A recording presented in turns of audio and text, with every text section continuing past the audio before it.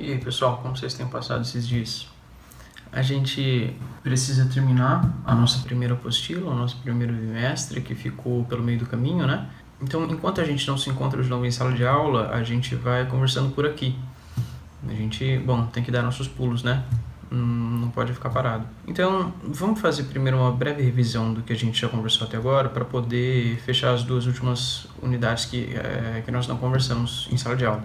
A gente começou o nosso bimestre falando de linguagem. Trouxemos primeiro uma definição do Locke do que é a comunicação. A linguagem, ela se realiza na comunicação, né?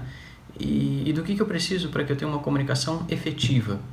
O Locke vai dizer que a comunicação funciona da seguinte maneira. A pessoa que vai falar, o sujeito que vai falar, ele cria uma imagem na cabeça dele. E aí ele procura exprimir essa imagem que ele criou através de palavras.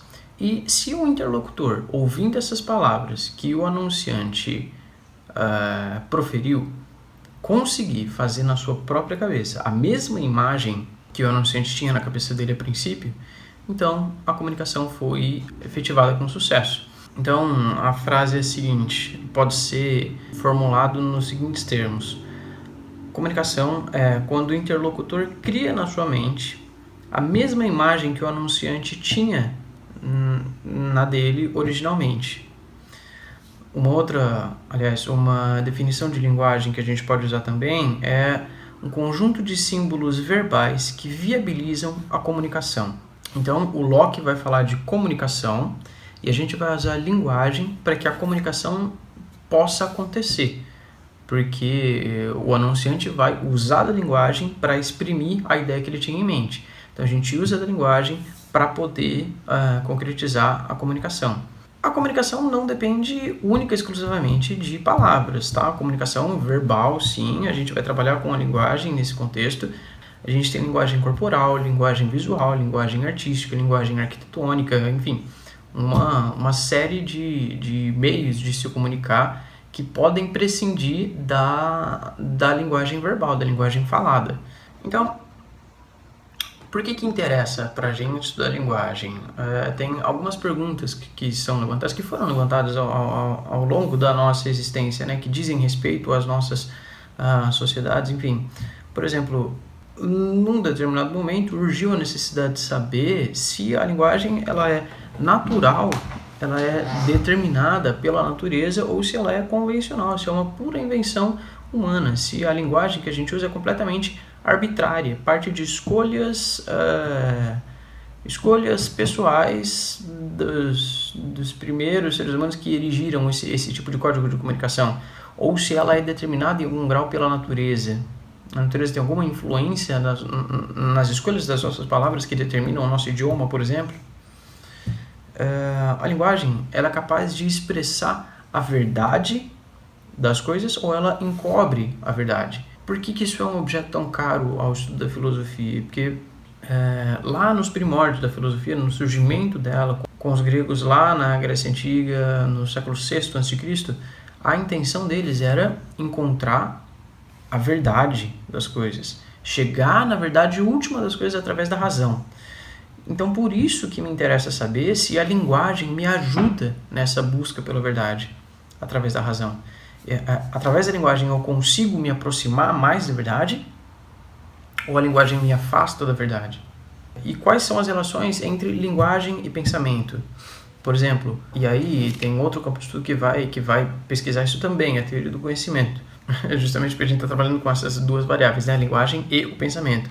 Em que nível, em que medida a linguagem depende do pensamento para se manifestar? Em que medida o pensamento depende da linguagem também para acontecer? Quer dizer, eu só posso nomear, eu só posso falar de coisas que eu pensei previamente, né? Eu não consigo verbalizar nada que não tenha passado pela minha cabeça primeiro. E, de maneira inversa, eu também não consigo pensar em coisas que eu não posso nomear. Eu preciso dar um nome para as coisas que eu penso. De outra maneira, eu não consigo formar um conceito para ele na minha cabeça. Eu não consigo formar um conceito de algo que eu não consigo nomear. Então, os pensamentos precisam de palavras. E as palavras precisam de pensamentos para se efetivar. Entende essa relação? Então, todas essas perguntas vão procurar respostas no campo da filosofia da linguagem, que é então o nosso primeiro assunto. A primeira unidade então vai falar da linguagem, e o segundo capítulo da nossa apostila vai falar da noção de linguagem como sistema. E aí a gente vai falar de um cara, o Ferdinand de Saussure. Ele elaborou o que a gente vai chamar de estruturalismo. Ele fez uma distinção entre língua e fala. A língua, para ele, é uma construção mais geral, mais ampla. A língua, então, é o conjunto de palavras, de regras gramaticais, de colocações, é a nossa gramática. A língua é a nossa gramática, é o nosso idioma, por exemplo. E a fala é o uso que a gente faz do idioma. Então, ao passo que a língua é geral, a fala ela é particular. Então, dentro dessa distinção entre língua e fala, a gente vai já plantar uma sementinha aqui de um assunto que a gente vai retomar logo daqui a pouco. O Ludwig Wittgenstein, um austríaco, um filósofo austríaco, ele nesse jogo entre língua e fala, ele vai inserir o que ele vai chamar de jogos de linguagem. A gente já fala disso. Então, para o Saussure, a língua ela é um sistema de signos. O que são signos? São elementos verbais da língua. O que são elementos verbais? Palavras, certo? São elementos verbais, são coisas que a gente verbaliza, são palavras. E para ele, os signos eles são arbitrários, são invenções humanas, não são determinados pela natureza. Isso nos leva, portanto, ao nosso terceiro capítulo, que vai falar da linguagem como descrição do mundo. E aqui a gente retoma o Wittgenstein com mais ênfase. Mas antes dele, ainda sobre os signos que a gente pensou lá com o Saussure, o Charles Peirce, ele vai elaborar, ele vai pensar na teoria dos signos. Signos, para eles, são sinais que representam elementos ou aspectos da realidade. Então, a gente fala da realidade através dos signos. Esses signos podem ser de 3 tipos. Nós temos os ícones, os índices e os símbolos, certo? Os 3 tipos de signos que a gente pode trabalhar. Os ícones, eles são signos idênticos à realidade. Por exemplo, uma pintura, uma escultura realista, uma fotografia, essas coisas são ícones, tá? Os índices, eles têm uma relação com a realidade. Por exemplo, eles remetem à realidade de alguma maneira. A fumaça tem relação com o fogo, a grama molhada tem relação com a chuva. E os símbolos, por sua vez, eles não têm nenhuma relação com a realidade, nenhuma relação de... Caramba, eu tava com a palavra na cabeça.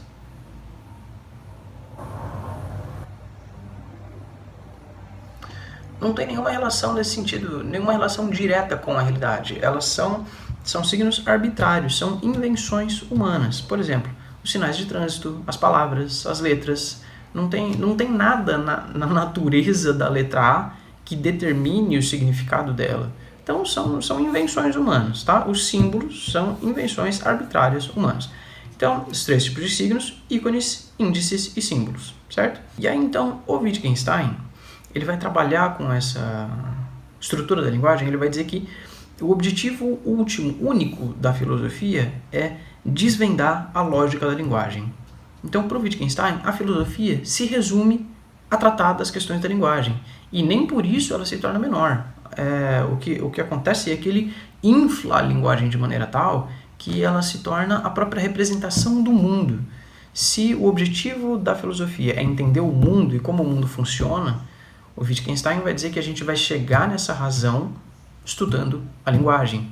Porque a linguagem vai nos dar as respostas ou vai nos desvendar a natureza do mundo, a verdade do mundo, que era até então o objetivo da filosofia para ele. Só que a gente alcança esse objetivo pela linguagem. Por quê? Como que ele explica isso? Ele vai dizer que a linguagem ela é a totalidade de proposições. que são proposições? São frases verdadeiras, são frases que se comprovam. Então, a linguagem ela é composta por todas as frases que sejam verdadeiras. E essa totalidade de proposições vai ser, então, uma descrição verdadeira do mundo. Porque eu só posso falar coisas verdadeiras a respeito da natureza, né? das coisas do mundo, das coisas que compõem o mundo. Então, se o conjunto de proposições eles são uma descrição verdadeira do mundo e a linguagem é a totalidade de proposições, dessa maneira, a linguagem vai fazer uma descrição verdadeira do mundo, certo? Por extensão. E ele vai dizer que o mundo e a linguagem, eles têm uma estrutura em comum. Então ele vai considerar que todas as proposições verdadeiras correspondem ao saber das ciências da natureza. E é isso que basta para eu entender o mundo, para eu entender a realidade do mundo. Dessa maneira, a gente não pode falar nada sobre religião, sobre ética, sobre os problemas da vida, porque eles não são fatos concretos, eles tratam de valores. E uma frase bastante emblemática do pensamento do Wittgenstein, pelo menos dessa primeira fase dele, é que sobre aquilo que não se pode falar, deve-se calar. Se a gente não sabe do que está falando, é melhor não falar nada. E para ele a gente não pode falar dessas coisas porque eles não correspondem a fatos da natureza. E o mundo, ele se traduz em fatos naturais, que podem ser estudados, podem ser expressados através da linguagem, certo? Então, isso nos leva ao nosso quarto capítulo, do significado como uso, ainda no campo da linguagem.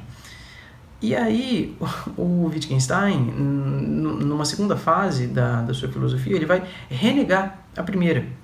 Ele abandona a sua tese inicial de que a linguagem tem uma lógica única de descrever os fatos do mundo. Então, aquele salto lógico que ele fazia da linguagem para a descrição verdadeira do mundo, ele abandona isso. Naquele primeiro modelo, a linguagem ela tinha uma estrutura meio rígida, engessada. Nesse segundo momento, então, o Wittgenstein vai dizer que a linguagem ela não tem uma descrição única, não tem um sentido único, mas ela deve ser compreendida nos seus diferentes contextos. Eu posso usar a linguagem de diferentes maneiras, de infinitas maneiras. E os significados, então, da linguagem, outras palavras que eu uso, eles devem ser dados pelos usos que eu faço deles, ou pelo contexto em que eles se inserem. Não é mais um conjunto autônomo de proposições. A linguagem não é mais um conjunto autônomo de proposições, mas ela depende do uso que eu dou para ela, do uso que eu faço dela. E esse uso que eu faço da linguagem, que pode variar dependendo do contexto, o Wittgenstein vai chamar de jogos de linguagem. E aí a gente faz um salto de um tema para outro que ele pode ser muito bem colocado. A gente vai passar da linguagem à estética. E de que maneira? Pelo menos na postura de vocês, né? Nas historinhas que eles contam. Porque como que a gente passa da linguagem para a estética sem o prejuízo da lógica das aulas, sem perder o sentido da coisa, sem perder uma linha mestra que guia os nossos assuntos? Porque, bom, vamos estabelecer pelo menos um princípio do que é a estética. A estética a gente pode entender como a filosofia da beleza, tá? Da beleza e da arte. Então, por que eu saio da linguagem e vou para a estética? Porque eu posso ter uma fruição, eu posso ter uma apreciação estética, eu posso encontrar beleza. Eu posso fazer uma apreciação estética da própria linguagem, através da poesia, por exemplo, de um texto, de um livro, de qualquer coisa que seja, que se expresse através da linguagem. Inclusive, é muito comum a apreciação estética da linguagem, né? A gente se encanta com as palavras, com algumas palavras, né? Não com todas elas, mas nem toda arte nos agrada, de qualquer maneira. Enfim, então a linguagem ela é uma fonte de apreciação estética. Então, é esse salto que a gente faz da linguagem para a estética. Mas então, entrando agora efetivamente na estética, ela vai estudar então principalmente a beleza e a arte, tá? E quais são as relações entre a beleza e a arte? Quais são as relações entre a beleza, a arte e a verdade? Quais são as relações entre a beleza, a arte, a linguagem, enfim. A gente começa conversando sobre o Platão. Aquele Platão do mito da caverna, do mundo das ideias e tal. Para o Platão, a beleza é encontrada na natureza. Só que a gente tem um problema. A natureza para o Platão, ela é imperfeita. a natureza do nosso mundo real, concreto, físico, palpável, ela já é uma cópia, ela é uma imitação, é um reflexo da natureza ideal, a natureza do mundo das ideias, a natureza perfeita, a ideia de natureza. Então, a natureza que a gente encontra no nosso mundo, ela já é uma cópia. E a arte, para o Platão, ela só é boa arte se ela se referir à natureza, porque a beleza só se encontra na natureza. Então, a arte, para ser bela, ela tem que retratar a natureza.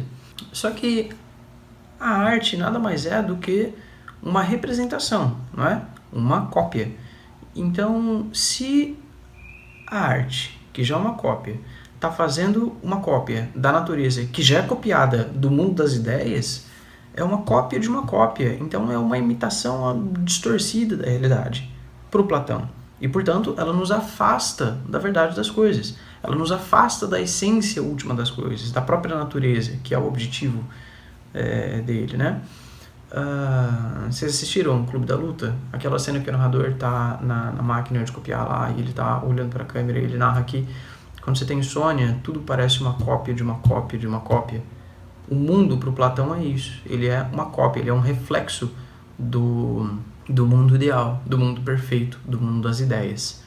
Então a arte nada mais é do que uma representação falseada da realidade. Então a arte o Platão abomina a arte. Ele acha que não tem uso nenhum, porque ela nos afasta da verdade das coisas. E ele, como um típico filósofo grego antigo, ele buscava a verdade acima de todas as coisas. O objetivo da filosofia dele era buscar a verdade e afastar esses empecilhos e se livrar desses empecilhos que dificultam o acesso à verdade. E a arte para ele era vista como um empecilho ao acesso à verdade, porque ela é uma cópia imperfeita da realidade. Enfim, o Aristóteles, que era aluno do Platão, ele concorda em partes. Ele parte do pressuposto igual. Beleza, a beleza, ela se encontra na natureza. A beleza está contida na natureza, não tem dúvida disso. Só que ela não é só isso. A beleza não se restringe à natureza. A beleza, ela é encontrada na natureza, mas ela vai para além disso. A arte, ao retratar a natureza, a arte, ela pode alcançar a beleza da natureza, mas ela pode extrapolar isso. Porque ela pode fazer representações de coisas que a natureza não nos entrega como prontas. A gente pode fazer, por exemplo, pode pintar um quadro de uma chuva de fogo, ou imagina um raio flamejante, imagina, qualquer evento qualquer representação de beleza que você imagine, que a natureza não nos entrega como pronto. Ao fazer isso, a arte, ela alcança a beleza por um outro lado, que não a natureza perfeita, intangível do Platão. Então, a gente não elimina a natureza dessa equação, a beleza ainda é encontrada na natureza, mas para além dela também. A beleza e a arte para Aristóteles, ela é a contemplação eudaimônica do mundo e das coisas. É a arte pela arte, é a pura fruição estética das coisas, é um olhar desinteressado para a beleza e nela a gente se entrega e vive, simplesmente. A gente vive aquele momento, a gente aproveita aquele momento através da estética e não procura tirar dele mais nada do que o puro prazer da observação, da contemplação. Não é como se eu fosse tirar dele nenhuma vantagem, nenhum benefício futuro, enfim, eu não tenho segundas intenções com a arte, eu não tenho segundas intenções com a apreciação estética. O objetivo da minha vida é apreciação estética. Eu uso a estética, a beleza, a arte como um fim em si mesma e não como um meio. Na filosofia moderna, o Schopenhauer e o Nietzsche, eles vão resgatar a estética e trazê-la para um primeiro plano das discussões nas suas visões de filosofia e procurando responder aquelas questões que eu mencionei brevemente no começo. Quais são as relações entre natureza, arte e beleza? Quais são as relações entre a arte e o conhecimento? O Platão já deixou bem claro qual que é a posição dele. Qual que é a importância da arte e da beleza na vida. E isso também está delineado com o Aristóteles, dessa apreciação da arte pela arte, como um fim em si mesmo e não como um meio para outras coisas. O que é a beleza? Ou o que é a contemplação estética? Essas perguntas vão procurar respostas na estética, que é a filosofia da arte e da beleza, certo? Na filosofia da estética.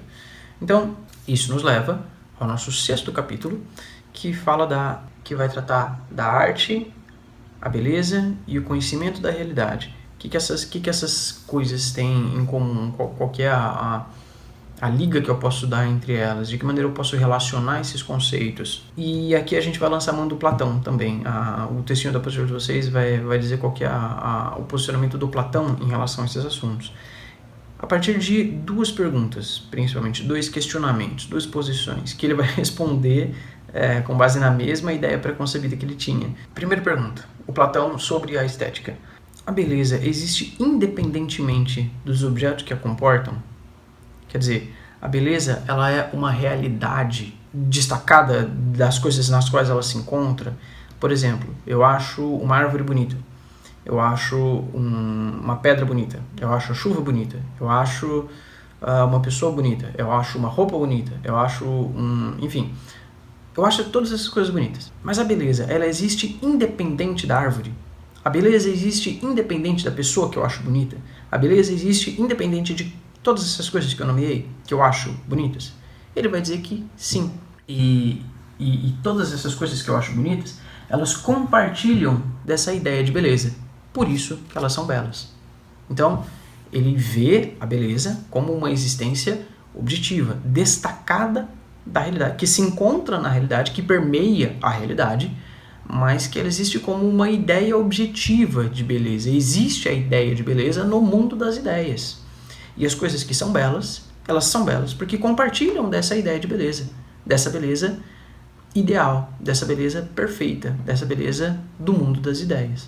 E a segunda questão que vai ser tratada pelo Platão nessa unidade aí são as relações da arte com a realidade. E a pergunta é a seguinte: a arte pode revelar a verdade dos objetos de conhecimento? Não, não pode. E parece bastante lógico, plausível que o Platão tenha essa percepção das coisas e dessa resposta de bate-pronto assim naturalmente, porque até pelo que nós já conversamos antes, né? Porque a realidade das coisas, dos objetos de conhecimento, a realidade ela está contida no mundo das ideias. E a arte, ela é muito distante do mundo das ideias. Ela é uma cópia imperfeita, uma distorção, trará. Então, ele responde às 2 perguntas com o mesmo conceito. As 2 respostas remetem ao mundo das ideias. A beleza existe independentemente dos objetos que a comportam? Sim, existe no mundo das ideias. E essa arte, ela pode representar a verdade sobre os objetos de conhecimento? Não, não pode. Porque a verdade, ela está no mundo das ideias. E a arte, ela é muito distante do mundo das ideias. Então, não pode. Então, essa é a posição do Platão sobre a relação entre arte, beleza e o conhecimento da verdade.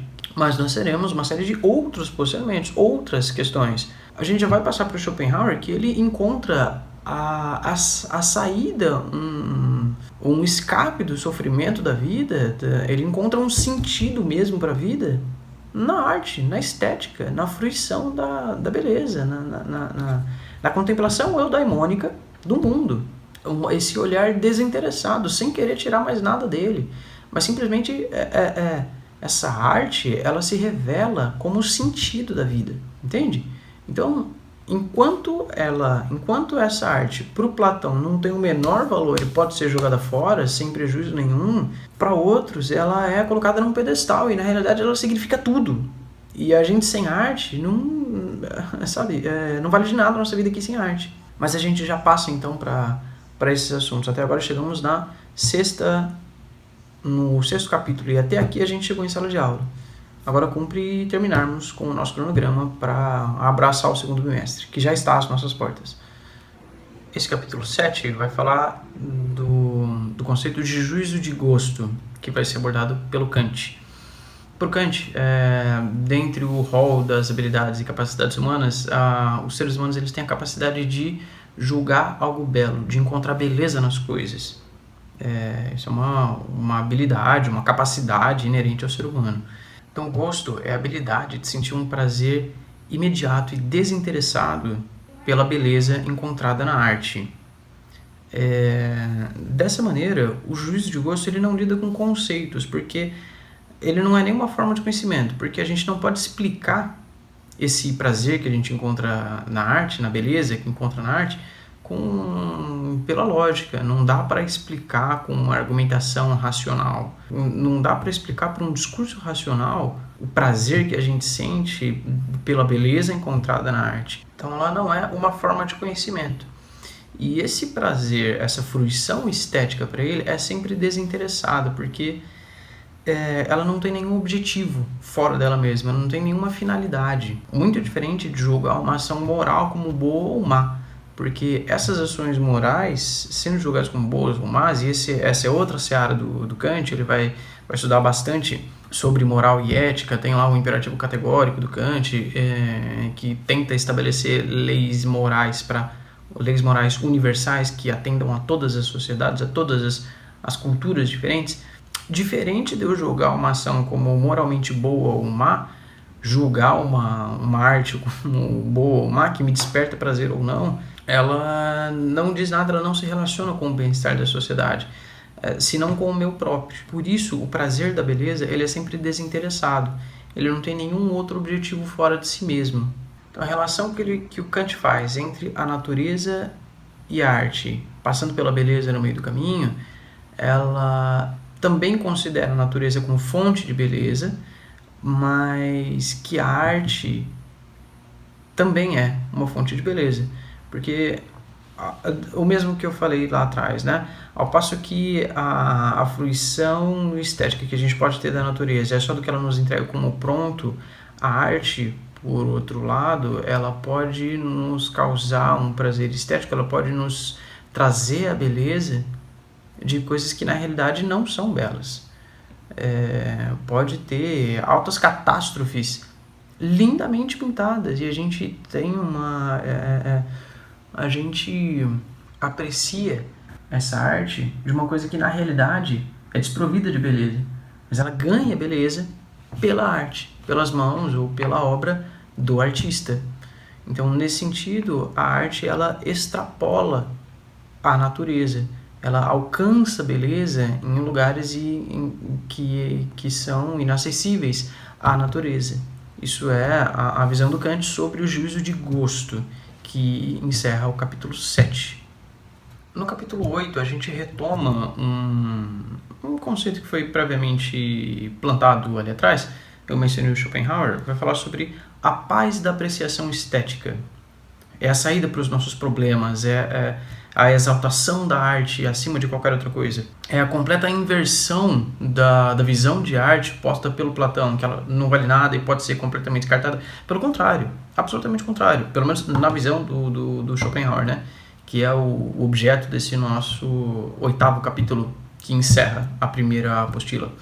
Ele vai dizer que, de maneira muito introdutória, tá? O Schopenhauer vai dizer que a vida humana ela é baseada, ela se faz, ela encontra a sua realização nas vontades. A vida humana ela é levada pelas vontades que nós temos. A gente vive em função das nossas vontades, dos nossos desejos. E por causa disso mesmo, a gente vive infeliz. A gente nunca está completamente satisfeito, porque ao passo que a gente consegue alguma coisa, a gente passa a querer uma outra.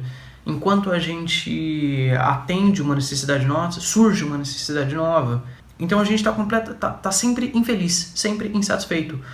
Ou infeliz porque a gente quer alguma coisa que não consegue, ou infeliz porque, tendo conseguido essa coisa, eventualmente a gente tem medo de perdê-la, ou infeliz porque perdeu alguma coisa que a gente conseguiu em algum momento. E essas vontades, elas nunca são completamente atendidas. Quando a gente consegue alguma coisa, a gente passa a querer uma outra coisa. Quando a gente consegue essa segunda coisa, a gente quer uma terceira e por aí vai. E por isso, a vida feita de vontades, ela é inerentemente infeliz. Ela nos leva à insatisfação constante. Como resolver esse problema? Como fugir disso? a solução que ele dá para esse problema, ela é muito peculiar, muito negacionista, muito difícil de se aceitar, né, como plausível. Inclusive ele mesmo, ele não vai por esse caminho, ele fala, não, a resposta é essa, mas não é que eu vou fazer isso. Mas a resposta que ele dá então é se livrar das vontades, é dar um passo atrás dessa maneira de existência para se livrar do peso da existência, da infelicidade, da frustração, de sempre querer coisas que a gente não consegue alcançar, ou quando alcança quer uma outra, enfim. A resposta para isso é não querer. É se livrar das vontades, é viver uma vida ascética, é se livrar dos desejos, é não desejar nada. Dessa maneira, eu não fico infeliz por não ter o que eu quero. Se eu não quero, é indiferente eu ter ou não ter. Mas tem uma outra maneira, e é por isso que a gente está falando dele no nosso assunto de estética, né? É por isso que ele vai encerrar essa nossa apostila. Justamente porque a arte, ela é uma apreciação desinteressada da beleza ou da natureza, e qualquer que seja a relação entre essas coisas, ela tem uma natureza desinteressada. Quer dizer, ela não me presta para nenhum outro objetivo que não a minha felicidade, que não o meu prazer. Então eu posso fugir, eu posso me refugiar, pelo menos, das infelicidades, das frustrações da vida, pela apreciação estética da arte. Porque ela não é um desejo que eu vou saciar e depois eu vou ter um outro em seguida, ou enfim. Para além do mais, o Schopenhauer fala que a apreciação estética, ou na experiência estética, a gente está diante da essência permanente de todas as coisas. Então a gente tem uma percepção muito mais ampla, muito maior, muito mais real das coisas todas e da natureza do que um estudo científico dela, por exemplo. A gente conhece muito mais uma árvore pela apreciação estética, pelo prazer que a observação, a fruição daquela árvore me causa, do que eu fazer um estudo científico sobre a árvore. A beleza da árvore me diz muito mais sobre a árvore do que um tratado científico sobre a árvore. Entende? E isso nos tira, então, dessa realidade sofredora e frustrante da vida. Eu vou encerrar o nosso assunto por aqui, mas eu quero que vocês assistam uma aula. Eu vou mandar o link junto com o vídeo para vocês. Eu não vou pedir que vocês façam um relatório, nem me respondam perguntas sobre ela, mas eu quero que vocês assistam.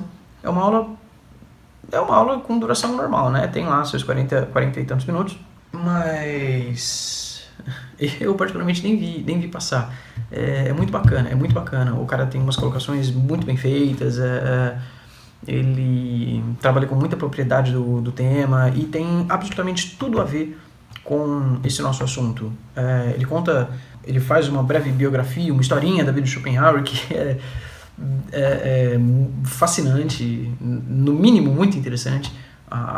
Enfim, eu quero que vocês assistam esse vídeo, e para quem tiver preguiça ou enfim, tem uma coisa que eu faço quando eu vou assistir palestras ou videoaulas ou enfim, qualquer informativo, vídeos em geral no YouTube, eu ponho na reprodução rápida. Eu passo com 1,5 ou 2 vezes a velocidade e dá para entender perfeitamente. Os caras vão falando rapidinho, mas dá para acompanhar a ideia perfeitamente. Então, o vídeo de 40 minutos eu assisto em 20. Eu não sei se eu estou fazendo errado, me julguem, me processem, mas eu faço isso, eu acho bastante efetivo, economiza bastante tempo. A gente tem que fazer 1 milhão de coisas ao longo do dia e demora um absurdo para gravar aula, para editar, para postar, enfim. Então, para otimizar o tempo, ou mesmo se você tiver com preguiça mesmo de gastar 40 minutos assistindo uma palestra, você gasta 20 e assiste a mesma palestra, né? Se tiver alguma dificuldade de entender uma palavra porque passou muito rápido, aí você volta, reproduz na velocidade normal, com meia velocidade menos, enfim. Então eu vou mandar o link para vocês, quero que vocês assistam. A gente encerra o nosso primeiro bimestre com o Schopenhauer falando de estética e a gente para por aqui, tá? A gente vai se falando, a gente continua conversando, a gente já vai entrar no segundo bimestre. Eu vou na escola pegar a apostila amanhã ou depois. Não sei o que é amanhã ou depois, uma vez que eu vou postar esse vídeo, vocês vão assistir, sei lá que dia. Mas a gente já tá para entrar no segundo bimestre, tá? A gente encerra os nossos assuntos por hora por aqui e a gente vai se falando. Se vocês tiverem alguma dúvida, escrevam, anotem, perguntem, mandem mensagem para a escola, mandem e-mail, telefonem, peçam o nosso contato, se for o caso, se quiser falar alguma coisa diretamente comigo ou com outro professor. Vamos fazer um canal de comunicação, tá? É isso. A gente vai se falando.